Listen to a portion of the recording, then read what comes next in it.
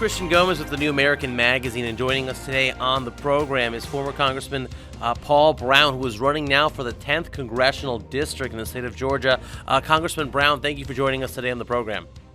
Well, thank you, Christian. It's a blessing to be with you and our viewers and listeners. So, yes, and thank you for coming on. So, you were previously in the House of Representatives. I believe you even served in what was the 10th Congressional District, although the lines have been shifted a bit since when you were there. But now that the current congressman, I believe Jody Hice, is no longer running for that seat, why have you decided to step in the race this election cycle? Well, Christian, you're right. It is an open race. I've represented 100% of the counties of the newly drawn Georgia 10. I'm a U.S. Marine. When I was in Congress, I found I could get back in the military as a general medical officer because Marines want to be involved in conflicts to serve this nation. And so I got back in the military to be deployed. And I was deployed to Afghanistan in 2012. I was over there taking care of sick and injured Marines and soldiers. The reason I tell you that is because now I'm trying to get deployed back to Washington as a U.S. congressman for the same reason, to fight for liberty, fight for constitutional and limited government as I did before, to try to get this country put back on the track that it made this country the world's greatest economic power, the world's strongest military power, and all those principles are being destroyed, frankly, by both political parties. And they're the principles that our founding fathers gave us in the U.S. Constitution as it was intended by them when they wrote it. Basically, there are two documents that I utilize in everything that I do as a congressman. One is God's inerrant word, the Holy Bible, and the other one is the Constitution of the United States as it was intended, not this twisted idea of the Constitution is even conservative, even former professional, full-time people in the Christian ministry, they don't actually, most of them don't vote according to the principles that made this country great. So God, I believe, has called me. My political calling comes from a question God asked in Psalm 11:3. And that question is, if the foundations be destroyed, what are the righteous to do? And we need to restore those foundational principles that our founding fathers gave us in the U.S. Constitution. That's how I voted when I was there. And that's how I'll vote when I go back there. In fact, Christian, I was rated as the very most conservative member of the entire U.S. House of Representatives when I was in Congress. So this Marine's eager to get back in the trenches, to fight for constitutional and limited government, send powers back to the states or the people as the 10th Amendment demands, try to get this country set on the right track so that we, again, will be the world's greatest economic and military power. Absolutely. Of course, when you were last in Congress, the president was Barack Obama. Now his vice president is occupying the White House. What do you make of the current situation now with Biden? Is this more of the Obama agenda? Is this Obama's third term, or is this even worse than that right now? Well, I can tell you as a medical doctor that the evidence is very clear that Joe Biden is moderately demented. I don't think for a minute that he's calling the shots as the presidency. I don't know who is. It's a shadow government behind Joe Biden. And let me make a projection right here. And that is that I believe very firmly that before the 24 election, I don't know if it'll be this year or next year, but I think that we'll see Vice President Kamala Harris moved out of office to do something else. Hope and pray nothing happens to her physically, but I think they will move her, the shadow government will move her out of office as vice president. Joe Biden will appoint another individual that the shadow government wants to be in that position that they can control, and then Joe Biden will be relieved of the presidency for whatever reasons, for health reasons, mental reasons, or something, so that the deep state will have their person there. Joe Biden cannot be calling the shots because he is moderately demented, and I don't expect to see him on the ballot in 2024. Yeah, absolutely. Of course, as we've covered here many times in the New American magazine, Joe Biden has been a strong advocate of the New World Order. I mean, just recently at the roundtable business meeting to CEOs, he said that there's going to be a New World Order and we have to lead it. And back in 1992, he wrote an op-ed for the Wall Street Journal entitled How I Learned to Love the New World Order, where he praises the United Nations Charter. In fact, Biden and his current wife, Jill, were married at the UN chapel just across the street from the United Nations building before they spent their honeymoon in communist Hungary, which most Americans don't recognize. But what do you make of Biden's promotion of Build Back Better, which comes straight out of the United Nations? Of course, Biden has a total history of plagiarizing speeches and even college papers and so forth, but we see Biden strongly pushing for the New World Order, the United Nations. What should the U.S. do with regards to the UN and all this Build Back Better stuff that Biden is trying to hoist on the American people? Well, it needs to stop. It's all part of Agenda 21, which is morphed now into Agenda 30.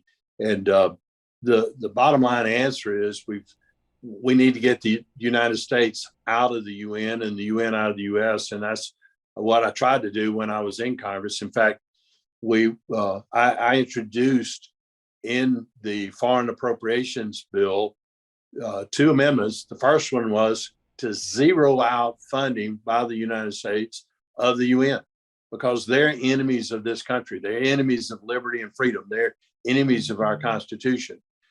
And so I knew that would fail, and it failed by voice vote. And then I had a second amendment to the foreign appropriations bill that would just cut U.S. funding by 10%, only 10%. We're still by far the greatest funder of the United Nations. And I asked for a voice vote on that. And sadly, that failed. I didn't get but 20 some odd votes for that amendment to cut United States funding of the UN by 10%. The problem, Christian, is it's not just Joe Biden and Barack Obama. George Herbert Walker Bush, as well as his son, George W. Bush, are globalists. They don't want to secure the border. That's the reason we've not secured the border since Ronald Reagan, which in 1986 was put into law that we should secure the border. But the globalists look at our country as just a nation state amongst a world of nation states, and they view it in the same manner as we view the United States. So that they look at our borders the same way that I'm here in Georgia, and Georgians drive down to Florida to go to the beach, or they go to Tennessee or North Carolina to go to the mountains to go trout fishing. I love to do that too. But anyway, they see our U.S. borders the same way. We've got to secure the borders. We've got to put this country back on the principles that our founding fathers gave us, because we're losing our liberty and our freedom. And the globalists like Barack Obama, George W. Bush, before him, his daddy, Clinton, all of them are globalists. And the American people need to understand that it's going to destroy everything that's made this country good. All of them look to the United Nations. All of them, including the 2 Republican presidents since Reagan. Now, thankfully, Trump was not in that. I don't put him in that category, but all of them look to the United Nations and United Nations governance to supersede our own federal government, our own Constitution. It's just got to stop. And the best way to do that, Christian, is to get the U.S. out of the United Nations and get the United Nations out of America. Amen. Well said, Congressman. Of course, in your state of Georgia, there was a former congressman who was at one point the chairman of the board of the John Birch Society, the affiliate of the New American Magazine, Congressman Larry McDonald, elected as a Democrat back in the day when everyone was a Democrat in Georgia for the 7th Congressional District, and he repeatedly introduced in Congress a bill known as the United Nations Termination Act. Now, when Congressman McDonald's flight was shot down by the Soviet Union on September 1st, 1983, after that, one of your good colleagues and also a medical doctor, Congressman Ron Paul, continued to introduce the United Nations Termination Act in Congress. But then when he came back in the 90s, Congressman Paul, he introduced it as the American Sovereignty Restoration Act. And when Ron Paul left, you were the congressman who introduced the American Sovereignty Restoration Act in Congress right after Congressman Paul. So you're keeping the same tradition that goes back to Congressman Larry McDonald from your own state to get us out of the United Nations. Now, right now in Congress, that bill in the current Congress, in the 117th Congress that we're in right now, has not been introduced by any member of Congress yet. So if you are elected to the 10th Congressional District, would you introduce once again, the American Sovereignty Restoration Act to get us out of the UN? Absolutely. In fact, I'm going to not only introduce that, but a lot of the other bills that I had introduced before, like the Department of Education Elimination Act and others, to try to reduce the size and scope of government. But one thing, we're all suffering from inflation and this cost of living increase, and it's caused by this irresponsible, out of control spending that both political parties have been engaged in. And I was rated as the most fiscally conservative member of Congress. In fact, I passed into law more spending cuts than any other congressman. So I'm going to go to work on that as well. But Congressman Paul, my good friend, another doctor. By the way, Larry McDonald, if your viewers don't know, he was also a physician as well. He was a urologist. But anyway, I will reintroduce the American Sovereignty Act. I'll reintroduce the Audit the Fed bill. In fact, that was just one of a trio of bills that were kind of all put together. I want to get rid of the Federal Reserve and go back to a gold and silver standard. And I've got those three bills that I'll reintroduce, as well as my Department of Education Elimination Act. I'll continue to try to defund the United Nations and any appropriations bills that we have on the floor. Even Democrats in Washington are pretty well conceding that Republicans are going to take the majority back in the U.S. House on November the 8th in our election. And so I get my seniority back, which is huge because I'll be back in leadership. When I was in Congress, I was also the chairman of the Science Investigations Committee. And I think the Lord has just uniquely put me in that position when I was there before, because I believe I can regain that chairmanship. When I do, I'm going to hold hearings as well, Christian, entitled Americans Deserve to Know the Truth About COVID. We must never, ever, ever allow our economy and our country to be shut down by any stretch of the imagination, like Dr. Fauci, who is a globalist, and it's all part of a Marxist, communist, socialist, progressive, all those mean the same thing, frankly, agenda to try to destroy our country. And I'm going to be in a unique position where I can hold those hearings. I just got to get back to Washington, get back in Congress. This Marine is eager to get back in the trenches, get back in hand combat to fight for liberty and constitutional limited government. I encourage our viewers to go on my website, paulbroun.com. Brown spelled Broun. It's Brown with a U instead of a W. Paulbroun.com. They can donate. They can check me out. They can send me emails at paulbroun.com. I'm eager to hear from people. But Christian, I'm going to reintroduce all those entities. I've got a budget bill. We need to repeal the 16th Amendment. We need to repeal the 17th Amendment. We need to get rid of Department of Education, Department of Commerce, Department of Labor. Let's get rid of the IRS too. And I've got a constitutional amendment to do that. And that's the only way we'll get rid of the IRS. And let's get rid of the EPA. I can go on and on. So, but yes, we need to get the U.S. out of the UN and the UN out of the U.S. For these constitutional amendments that you'd like to introduce to repeal the terrible progressive 16th Amendment and the horribly progressive 17th Amendment, would you do so through an amendment that would be introduced by the Congress, right, as opposed to a constitutional convention? No, I'm totally against the Constitutional Convention. A lot of conservatives think that that's the answer, but actually it's going to cause more problems than it's going to solve, because actually once a Constitutional Convention is convened, it will be convened, and the Congress will set up all the parameters about how many delegates are there, who the delegates might be, how the convention goes. But once it's set up, and of course, if it's set up now with Nancy Pelosi, Katie bar the door, what they would put in the convention.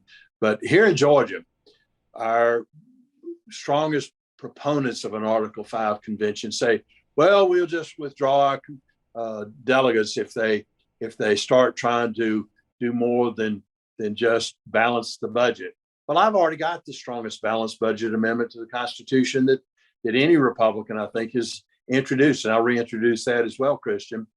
But the thing is, the American people need to deserve our current Constitution to be what is the governing force of our federal government. We need to send those powers back to the states or the people, as the 10th Amendment demands. And Article 5 convention is so dangerous that they could completely throw out our current Constitution that, frankly, Democrats and Republicans alike, presidents and the courts, even the Supreme Court, totally ignores the intent of our Constitution.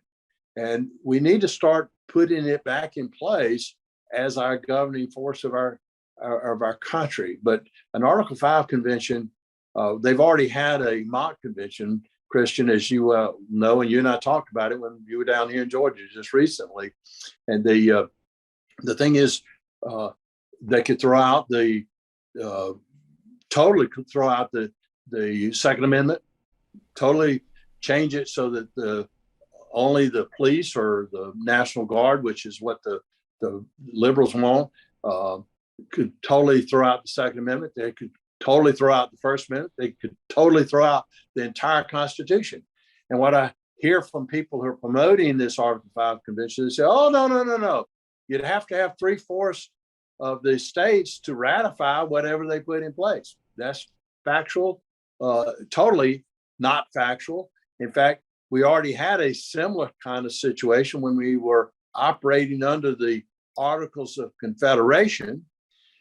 The Constitutional Convention in the 1787 was all about changing or amending the Articles of Confederation. And under the Articles of Confederation, you had to have 100% of the states to ratify any changes.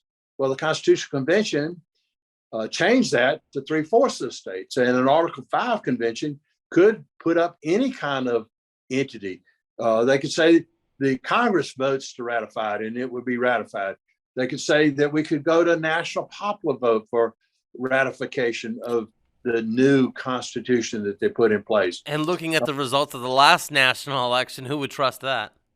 Well, that's right. And so an Article 5 convention is extremely, extremely dangerous. We've got a great Constitution. Let's just start running our government according to the Constitution we have. And that's one thing I'll pledge to you, Christian. I'll pledge to the members of the society, and I'll pledge to all of our viewers right now that what I'm going to do when I get back to Congress, with God's help and with him putting me back there and with the help of people contributing to my campaign so we can get there, I pledge that I'm going to try to spark a revolution in this country. I'm going to use my position as a platform, as my pulpit, to try to spark a revolution in America at the ballot box. I want to spark a revolution. In Hosea 4:6, God says, my people are destroyed for lack of knowledge. And we have a tremendous lack of knowledge across the board of even some of the most arch conservatives about the constitutional foundations of our country and the principles that made this country great. So I'm going to use a position as a U.S. congressman to teach America, because if we're being destroyed, as God says in Hosea 4:6, by lack of knowledge, then with knowledge, we're not destroyed. So I'm going to teach the American people about constitutional limited government so that the American people will demand much different governance than we have today. Let's go back to those foundational principles. And I just need your help. I need anybody who's watching's help by going on paulbroun.com and donating, paulbroun.com, and contacting me and donating that way. Well, thank you so much for your time. For those of you that are watching out there, you can look into Congressman Paul Broun and his record, and support him if you wish to do so at paulbroun.com. Right. paulbroun.com/donate, and then go right to the donation page, but then check me out at paulbroun.com. Okay, well, thank you so much again. Take care, and God bless you, and best of luck in your race there in the 10th Congressional District. Thank you so much, Christian. God bless you. God bless America. And most importantly, America bless God. Amen.